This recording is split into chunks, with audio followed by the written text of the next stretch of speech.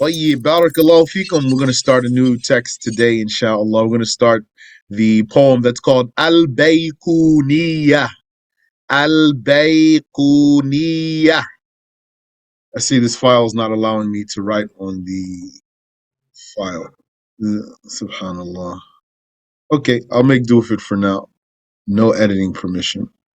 Ala zamik.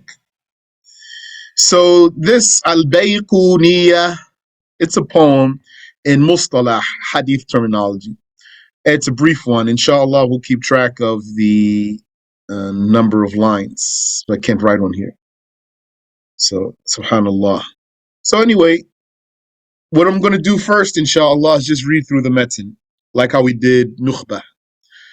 But this is much briefer. And after doing Nukhbah, then this should be pretty easy, inshallah. Will be a good review for you. If you have any question, feel free. After we read the whole text, then we'll start reading the explanation.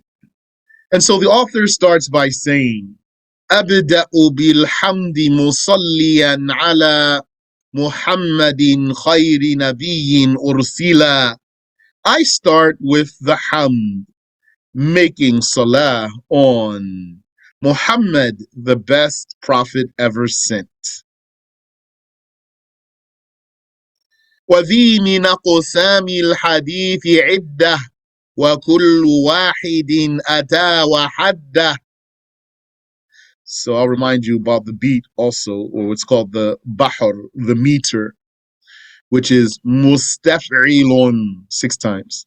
Mustaf'ilun, mustaf'ilun, mustaf'ilun, mustaf'ilun, mustaf'ilun, mustaf'ilun. So he says, أبدأ بالحمد مصليا على محمد خير نبي أرسلا وذي من أقسام الحديث عدة وكل واحد أتى وحده. So approximately that's how that goes. So he says, وذي من أقسام الحديث عدة. And these, he means what I'm going to present to you, are min aqsami al-hadithi. These are from the divisions of the hadith. These are the different types of hadiths that I will present to you. Iddah. Iddah, we'll see. What does he mean by iddah? وَكُلُّ وَاحِدٍ أَتَى وَحَدَّهُ. And everyone will come with its definition. Someone might translate this as, everyone will come and its definition.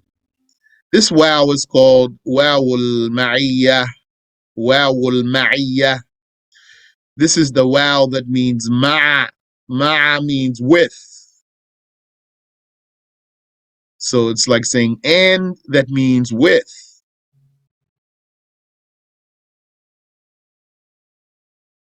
أبدأ بالحمد مصليا على محمد خير نبي أرسلا.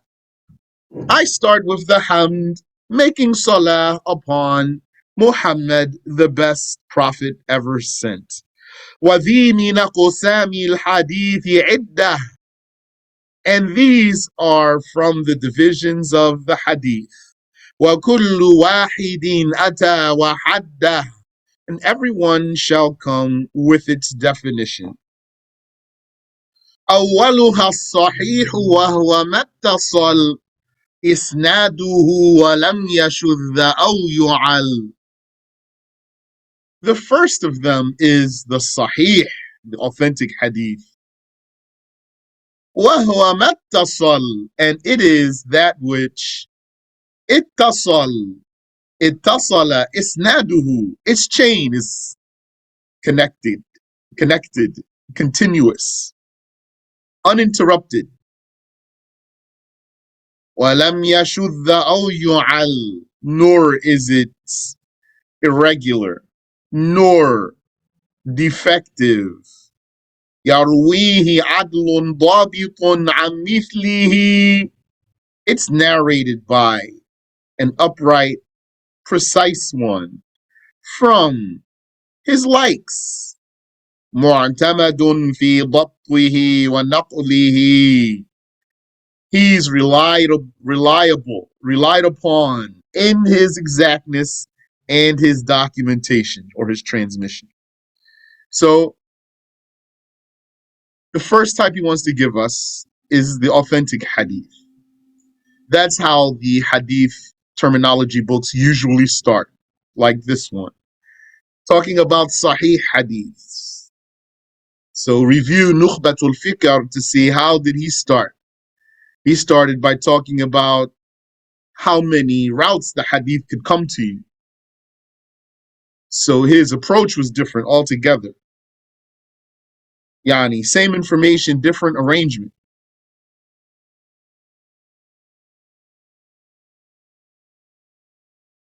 So he says, أولها الصحيح.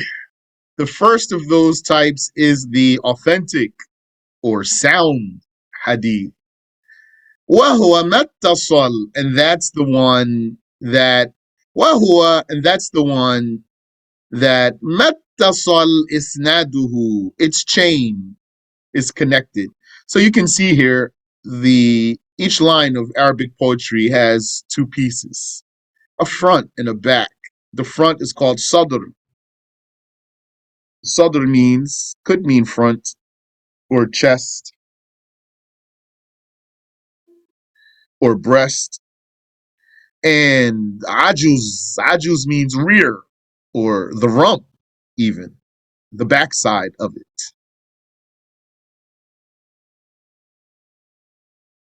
Awaluha sahih. So when you see this line of poetry, it's broken into two pieces.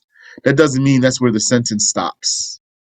So the sentence could be going right through the break there in between, or going from one line down to the next line. So if this file would allow me to mark it, then I could show you more things. So maybe if someone has another file, another version of this, another PDF of this that I could use, not this one that has, you see this one with this watermark here, not this one, because it's going to probably be the same issue. So what's the highest level of hadith again? Sahih or Hasan? Sahih is the highest level. And that's why he started there. And he defines it for us. He says, أولها الصحيح. The first of them is the Sahih hadith, authentic or sound. وهو, and it is متصل إسناده, that which its chain of narration is connected. Now, when I just said that for you, I added a fatha on the lamp. But in the poetry, you're going to put a sukoon there for the sake of the poetry. أولها الصحيح وهو متصل إسناده ولم يشذ أو يعل. So it is that which its chain is connected. ولم يشذ, and it's not irregular. أو يعل, nor is it defective. يرويه عدل ضابط, narrating it is an upright, precise one. عن مثله, from his like. معتمد في ضبطه ونقله, one who's relied upon in his exactness and his documentation. So we took this when we went through Nukhbah. And even before that, we read The Prodigy in Hadith terminology. It's already in English. So how many conditions are needed for a Hadith to be authentic? I'll remind you. 5 or 6, but 5 fundamentally. How many did he list for us here? He says, أولها الصحيح. The first of them is the Sahih. وهو, and it is متصل إسناده. 1. That which its chain of narration is connected. That which its chain of narration is connected. متصل إسناده. That's 1. وَلَمْ يَشُذ, and it's not irregular. That's 2. أو يعل, and it's not defective. That's 3. يرويه عدل, It's narrated by an upright person. That's 4. ضابط, and precise. That's 5. عن مثله, from his like. Okay, we'll give this word file a shot. Hopefully it's good. Bismillah. So, yani, we just counted here all the conditions for authentic hadith, which are وَهُوَ مَا اتصل إسناده, has connected chain. وَلَمْ يَشُذَّ, it's not irregular. أو يُعَل, it's not defective. يَرْوِيهِ عَدْلٌ, it's narrated by trustworthy, by upright one. ضَابِطٌ, and he is precise. That's all 5 right there. And then, of course, you need time to stop at all of those and unravel those, which we're going to do right now, inshallah. So the first of them is the authentic hadith, Sahih hadith. It is the one that has a connected chain of narration. So you know what that means. No one's missing from the chain. وَلَمْ يَشُذ, and it's not irregular. It's not irregular means it's not a narration of a trustworthy person that's actually contrary to something stronger. So we need to reject it. That's what it is. That's what it means there. Sometimes, if you remember, a hadith is called shadh. And what that means here, and without us going into different usages it could have, what that means here is that it's narrated by someone who's trustworthy. He's acceptable. We take from him. Not only that, but the narration itself, there's nothing apparently wrong with it. Doesn't have anything in there that sets off any bells or goes against any known fundamentals. Seems to be fine. We took it from a reliable source, and it doesn't have in it anything apparently wrong with it. It looks like it's an authentic hadith. The chain checks out, and the text is fine, apparently. But really, it is against more reliable, authentic narration. And so it has to be rejected for being less reliable. So this one is called shadh, irregular or anomalous. This is the one that, had it not been for the other narration, we would have accepted it. And we didn't discover exactly where's the problem in the hadith. The chain is fine, and the text seems to be fine in itself, had it not been for something else. So that's a condition for a hadith not to be, or that's a condition for a hadith to be authentic, for it not to be irregular.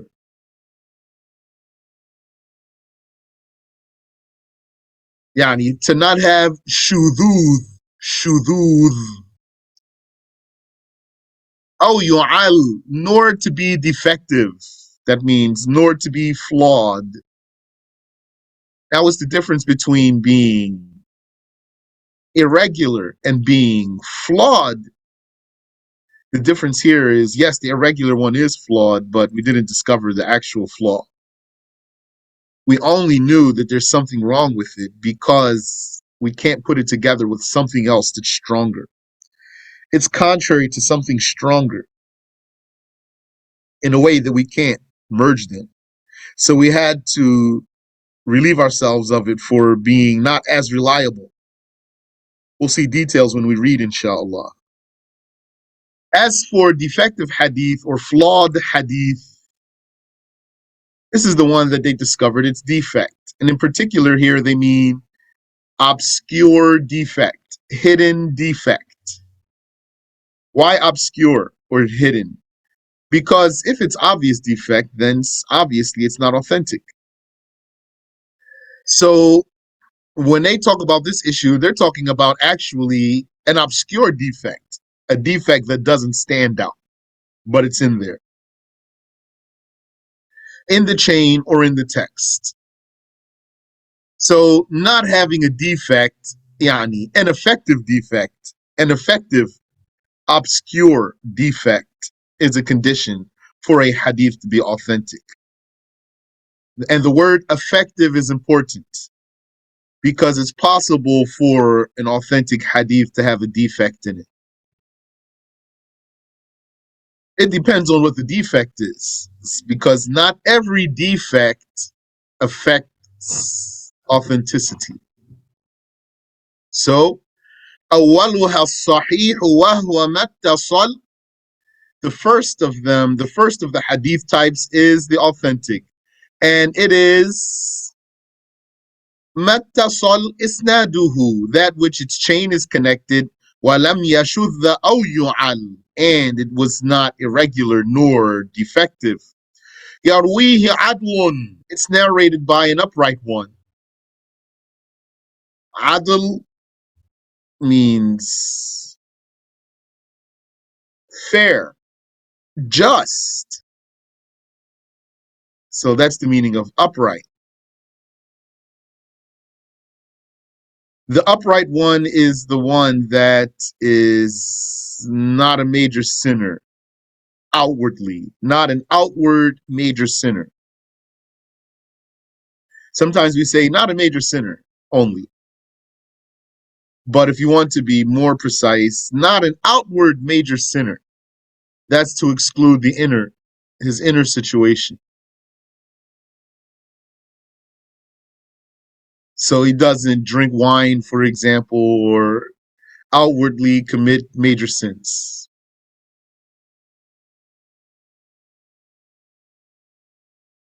When we say he's not outwardly major sinner, it's very important that we say outwardly, or at least yani, that's known, even if you don't say outwardly.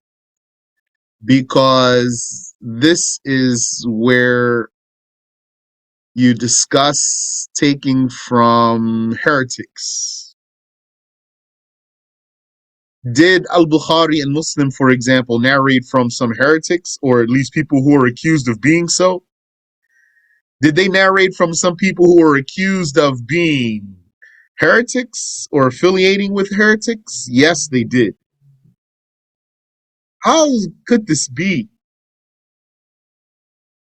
We don't take from those who are not trustworthy. That's true, we don't. But they mean something in particular here when they talk about the trustworthiness. And they mean the outward behavior, not the inward. As long as the person's not a kafir. And as long as he's not narrating something that promotes the heresy that he's accused of.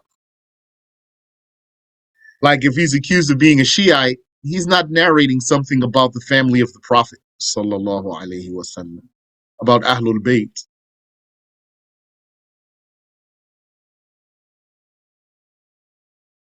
So he's upright outwardly. So what does that mean? That means he prays, he fasts, he gets married, etc. He, from the outside, he appears to be a good Muslim. And on top of that, he's what? Babit. But I didn't finish Adl. So Adl is not a major sinner. That excludes a kafir altogether. And we mean not a major sinner outwardly. And he's not a minor sinner whose small sins exceed his good deeds. He's not a minor sinner whose small sins are more numerous than his good deeds.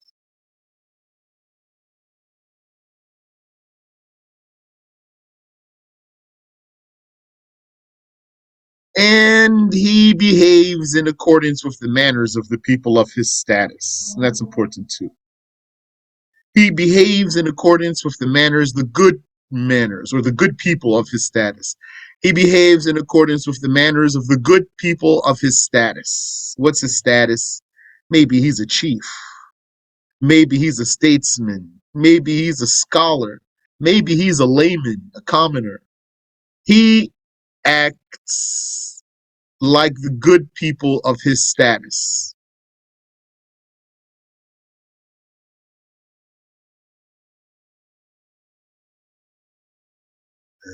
That includes, when we say he acts like the good people of his status, that includes not doing what diminishes the virtue or what takes away from the virtue, the maru'ah or muru'ah, what takes away from the muru'ah, the virtue, if you want.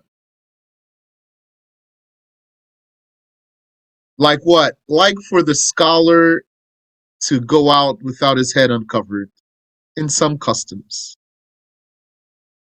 According to some customs, for the scholar to go out with his head uncovered is not virtuous. Or for the scholar to eat in the marketplace without being among the people of the marketplace.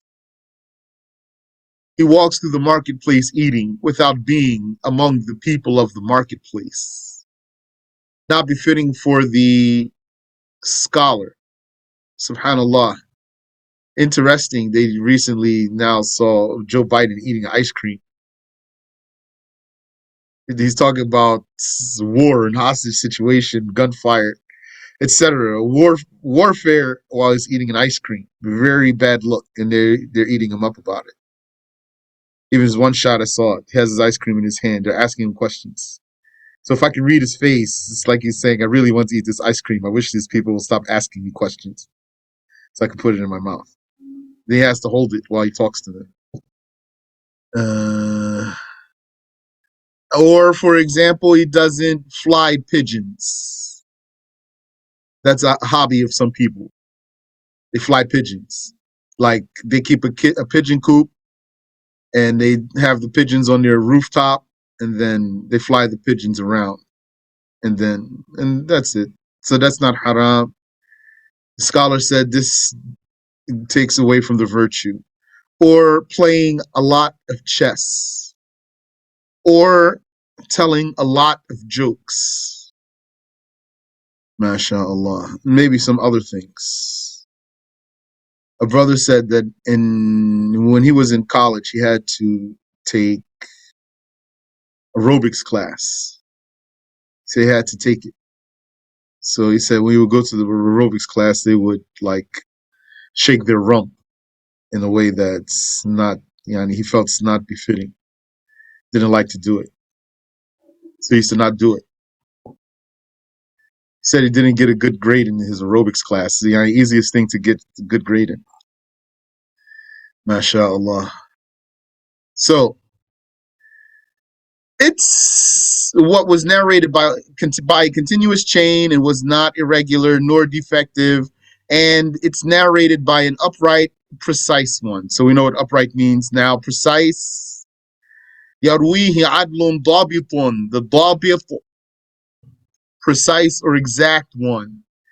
This is the one, well, there's two types of those, but here he's talking about authentic hadith. So since he's talking about authentic hadith, this has to mean those who have the highest levels of precision. And those who have the highest levels of precision, those are the master memorizers, like Al-Bukhari and Ash-Shafi'i. Some people, they say, Abu Hanifa, he wasn't strong in hadith. Anyone who says something like that, he doesn't know what he's talking about.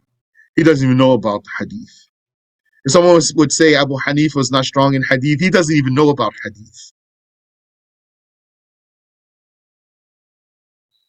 There's no way a person like him would be a mujtahid and he doesn't know about hadiths. He's going to have a massive memory. And I'll remind you, you can improve your memory. All you have to do is memorize things. Just be consistent. And it will get better just like anything else. It will get stronger just like anything else, just like a muscle.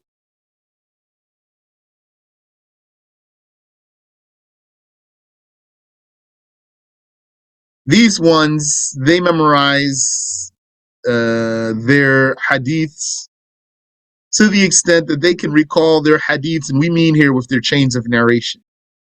We don't mean just in a lesson. They could recall their hadiths anytime they want. like you can recall Al-Fatiha.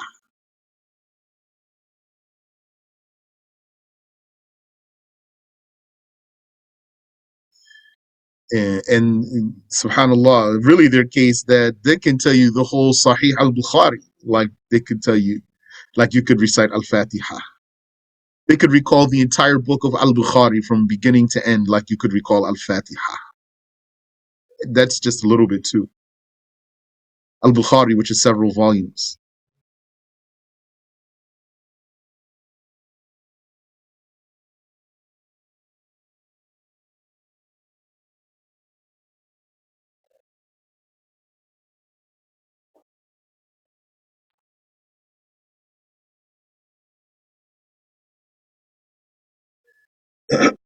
He says, "Amithlihi," from his likes, from his similar.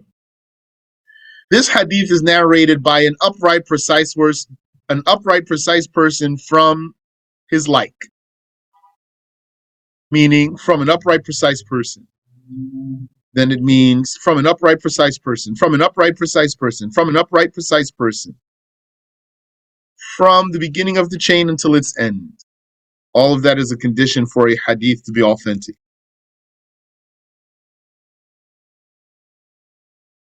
معتمد في ضبطه ونقله. This one, yani each one of them, is reliable in his precision and his documentation.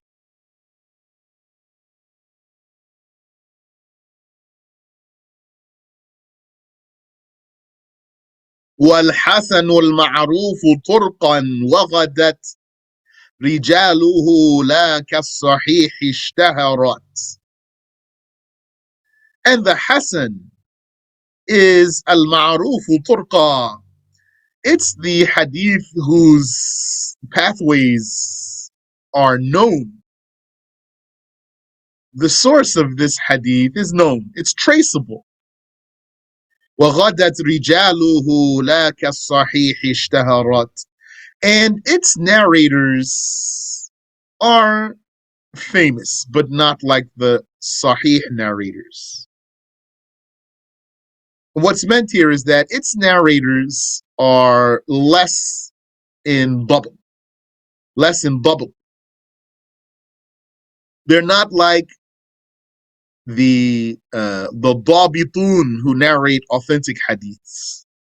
They're not like Shafi'i and Abu Hanifa and Bukhari and Muslim and Nasa'i and all of those. Less than them, but their hadiths are traceable and they are reliable.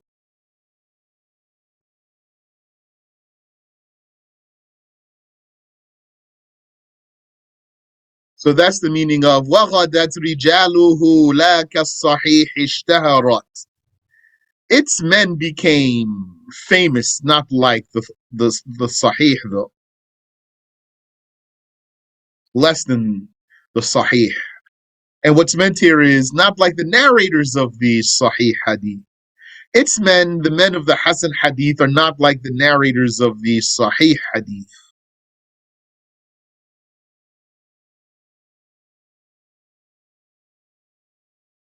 They have less precision, and that means here less memory. So what's their precision? Their precision is a record keeping. They are precise record keepers. What's called ضبط الكتاب, ضبط الكتاب, precision of the book. Yani record keeping. If saying record keeping implies precision, then that's what they have. They're precise in that. This means that they checked their letters, they checked their vowels, they checked their lessons, they verified their knowledge, they verified their documentation. It's correct. But they're not memorizers like those other ones. But now their documentation is verified though. And they protect their books too, take care of their books, their records. These are the narrators of Hasan narrations.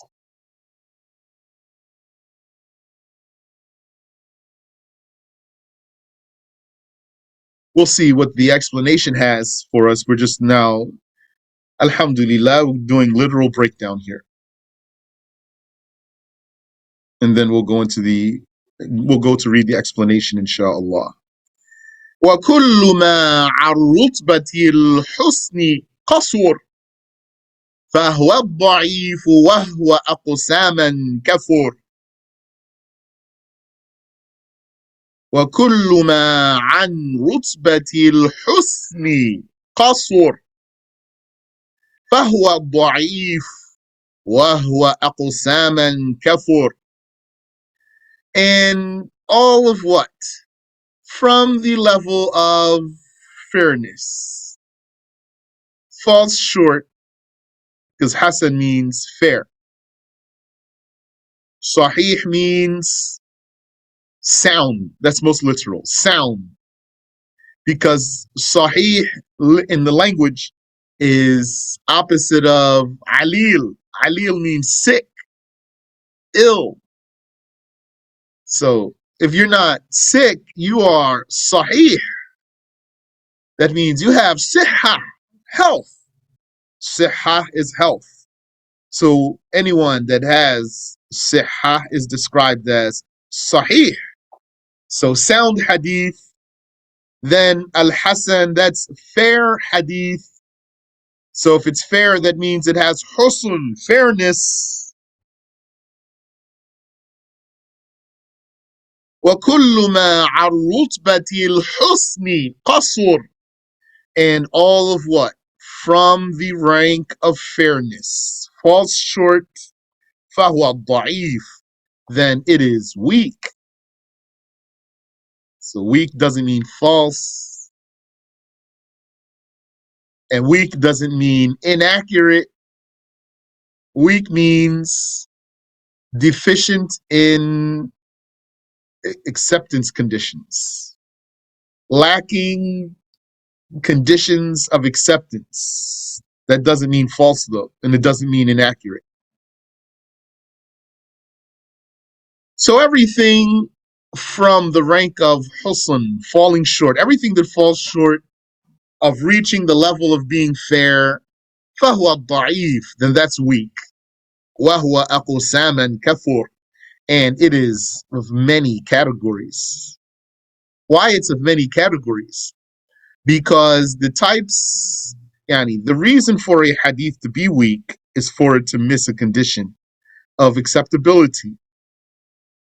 Sahih hadith and Hasan hadith, they have the same conditions of acceptability, except the issue of precision. That's where they diverge. And that's why some scholars said there's two types of hadith, Sahih and Da'if. They said Hasan hadith is a type of Sahih hadith, really.